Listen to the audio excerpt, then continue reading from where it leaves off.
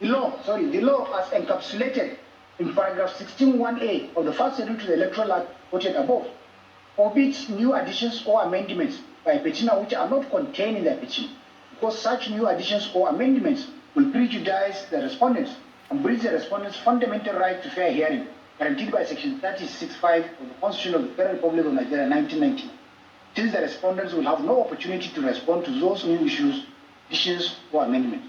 See PDP and another versus INEC, others. Maku and another versus Al Makura and others citations.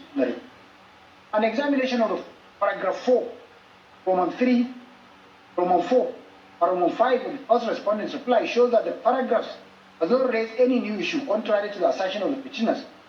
In paragraph 15 of their reply, the first respondent's reply to the petition, it's only a response to paragraph 7 and 8 of the petition. But the petitioner's argument in the same paragraph 15 that the first respondent's officials at the polling units failed to give clear copies of the results of the election from ECHA to the petitioner's agents, as the pink copies given by the petitioner's agents were very faint and unreliable, is a new fact which tends to amend the petition. Paragraph 16, Roman 1, 7, 17, second part of 18, 22, 24 of the first respondent's reply are traversed on paragraphs 21, 27 of the petition. Hence, paragraph 16 of the petitioner's reply, which purport to respond to new issues in paragraphs 17, 18, 19, 20, 21, 22, and 24 of the first respondent's reply, actually contain new facts, which will amount to amendment of the petition. Also, paragraphs 17, 18, 19, 24, 25, 27, 28, 29, 30, 31, 32, 34, 35, 36, and 37 of the petitioner's reply, the first respondent's reply are either a rehash of the facts already averred in the petition or contain new facts which will amount to amendment of the petition. In respect of the petitioner's reply to the second and third respondent's reply, the petition latter are seeking for an order striking out paragraphs 8 to 42 of the petitioner's reply.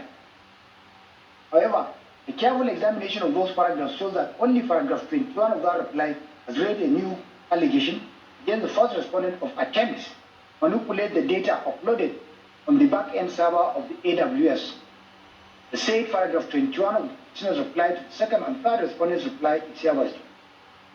Similarly, petitioners have introduced new facts in paragraphs 16, 17, 18, 20, 22, 23, 24, 25, and 27 of their reply, some of which contain serious allegations of the fourth respondent, which the fourth respondent has no opportunity.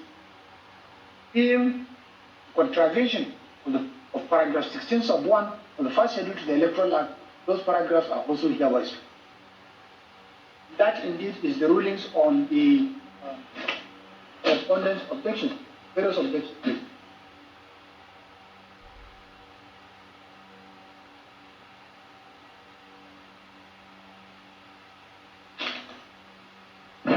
Well, as I was trying to explain earlier before we went for the break, we will take all the judgment.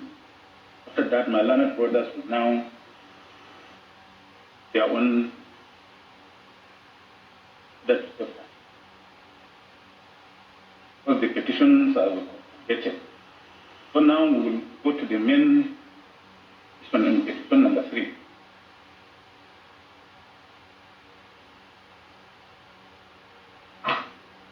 In bringing this petition, the petitioners who are contestants in the presidential election held on 26 February 2023 have challenged the declaration return of second respondent as the winner of the election and sought for the declaration and consequential reliefs, which I have reproduced in the beginning of this judgment.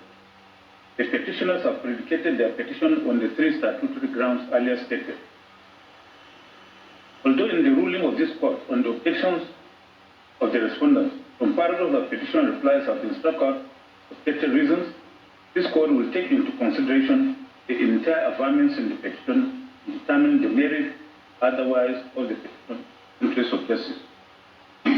At trial, the petitioners opened their case, tendering from the bar several certified full copies of electoral and other documents which were objected to by all the respondents, who reserved the reasons for their objections to the state of final address.